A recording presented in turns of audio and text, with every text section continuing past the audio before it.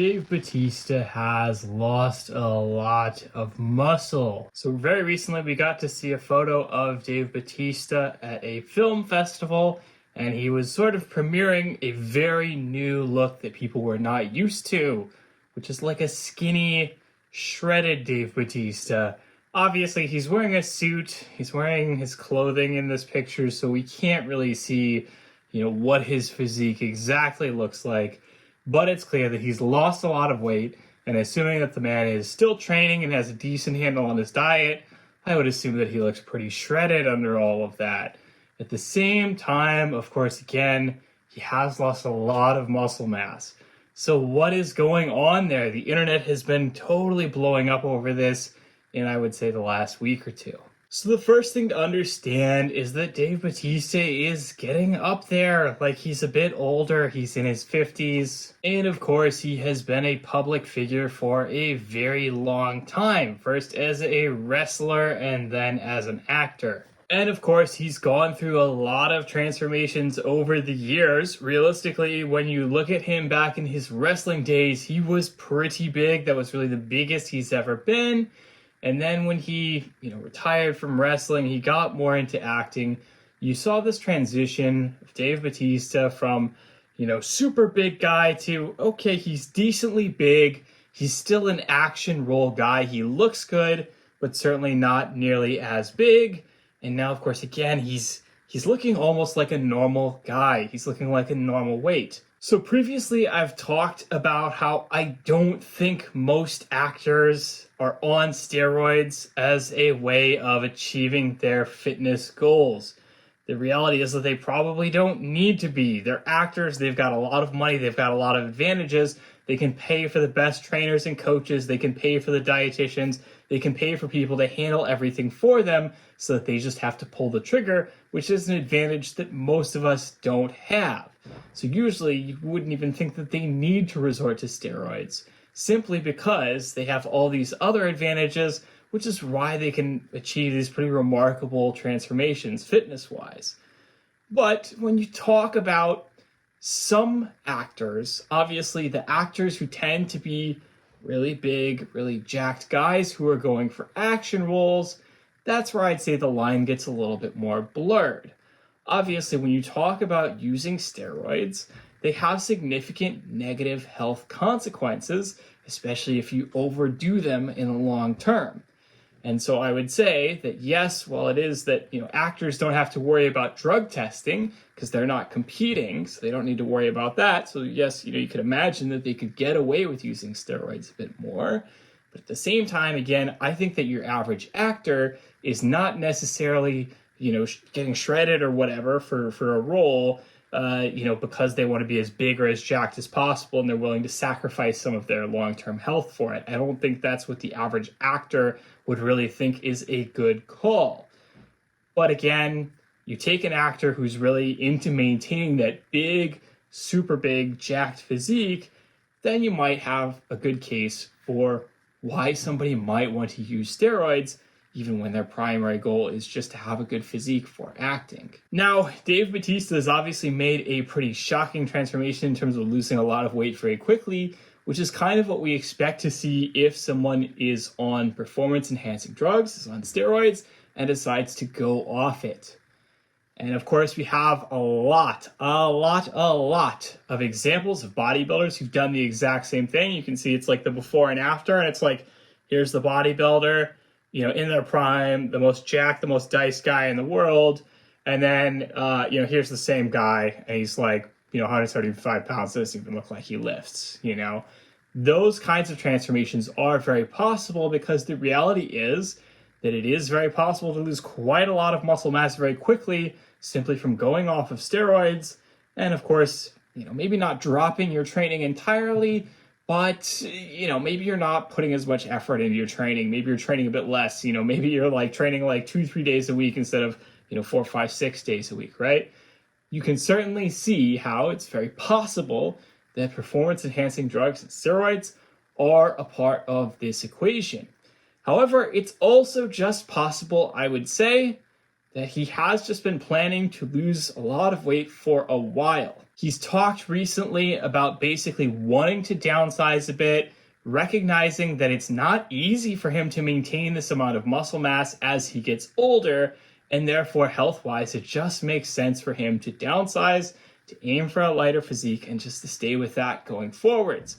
Again, he could still be a jacked guy, but at a much lighter weight. And the reality is that it's really not healthy to maintain that much muscle mass at that level forever, right?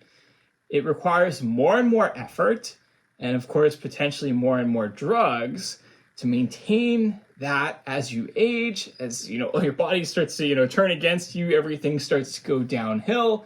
Obviously, at that point, you're not expecting that, say a 60-year-old is going to be as jacked as a 30-year-old, right? A 70-year-old, an 80-year-old. The older you get, the less it makes sense because it's not generally healthy. Now, when we talk about, health in terms of muscle mass and in terms of strength, yes, you take the average person and you take the average exerciser who, lifts, trains a bit, has a bit more muscle mass, has a bit more strength. Obviously, the person who lifts is going to be healthier. In general, there is a correlation between having more muscle mass, having more strength, and living longer. But at the same time, that does not apply when you're talking about, again, things like steroids or performance-enhancing drugs. If somebody is taking a lot of steroids just to increase their muscle mass, just to increase their strength, well, they could probably have a heart attack at a young age, especially just because, basically the more body mass that you have, the harder your heart has to work to support that all. So in this way, obviously the two are not comparable, but this is how, in some ways, having a lot of muscle mass is functionally similar to having a lot of fat mass. Basically, just the more tissue, the more body mass that your body has to support, the harder your heart has to work, the harder your lungs have to work to get energy, to get oxygen throughout your body, and the end result is that you are at a greater risk of a heart attack. And of course, again, I tell people this all the time. When you're young, yes, it's great to focus on, being as jacked, being as strong as possible. Maybe it makes sense to you to take some performance-enhancing drugs because you already have elite genetics and you're looking to be world class, right? But the math on that doesn't make as much sense the more you age. The more you age, the less it makes sense to potentially compromise your health in exchange for a few extra percentage points, when of course age is already knocking down a few extra percentage points every year consistently like clockwork. And so the math on that just stops making sense. After a certain point, it's like, okay, you can't train like you're 20 anymore. You can't continue to push things like you're 20, like there's going to be infinite gains, like there's always going to be more strength and more muscle mass, like you could just always take more drugs. You can't do that after a certain point. You need to start downsizing if you want to live a long, healthy, happy life and just back off. And this is why we don't tend to see people who basically do bodybuilding from the cradle to the grave, right? You have some examples of people who compete in sports that work really well into your old age. Like golf is a great example, right? People do golf recreationally until they drop dead. But when you talk about something like, say, bodybuilding or powerlifting, yes, you can have really great performances even well into, say, your 40s and your 50s and potentially your 60s. You could decide you want to compete as a master's lifter or a master's bodybuilder, for example, but most people don't do that. Most people have a great career. They put, 10, 20 years into it when they're younger. And then they say, okay, yeah, I've been pushing it really hard. I've already done the best I'm ever going to do in terms of my strength and my physique. Things are just going to keep going down from here. I might as well just say, okay, that's it. Gonna move on, gonna find a nice stable equilibrium that is healthy for me in the long run and focus on maintaining the existing strength and muscle mass that I have over continuing to try, build muscle and strength continuously forever. Because again, you just can't do that after a certain point. And so I do think it's really wild. There has been a lot of negative reaction to this picture of Dave Bautista where he looks a lot skinnier. Honestly, very healthy for him, realistically. But again, just people have this image in their mind of Dave Bautista as just this big jacked guy. And so they never want to think that, it could be healthier for him to make the choice to downsize a bit. And of course, I am not one to say that losing weight is always healthy. Obviously, there are a lot of people for whom losing weight will not be healthy. And in many cases, it could potentially be a negative overall for your health long term.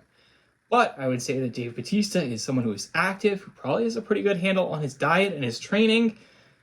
Yeah, it makes sense for him to downsize the muscle mass a little bit, potentially lay off any performance enhancing drugs that he's using, if he is, and, just move on to, again, finding that nice stable equilibrium that works well for him going forwards.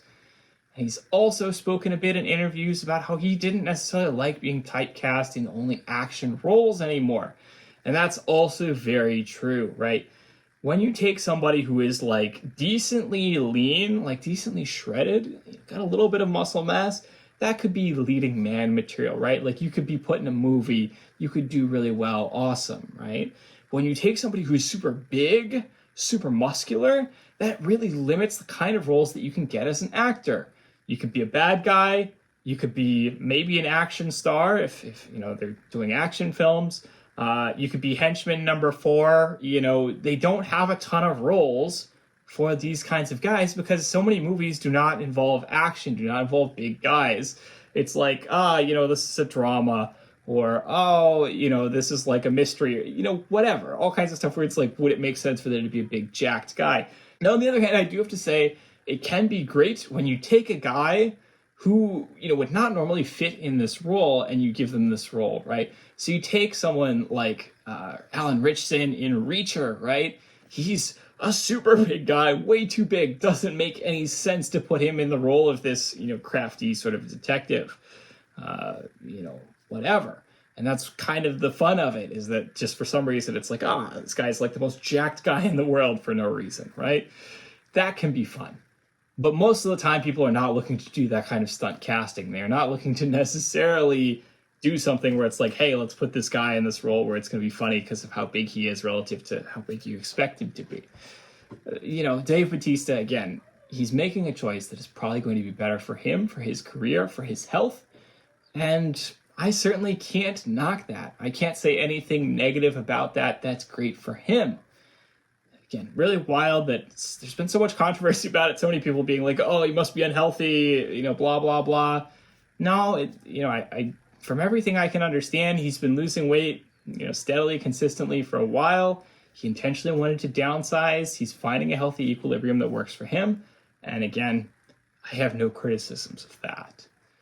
So that is all for today's video. As always, don't hesitate to let me know if you liked the video. Smash that like button.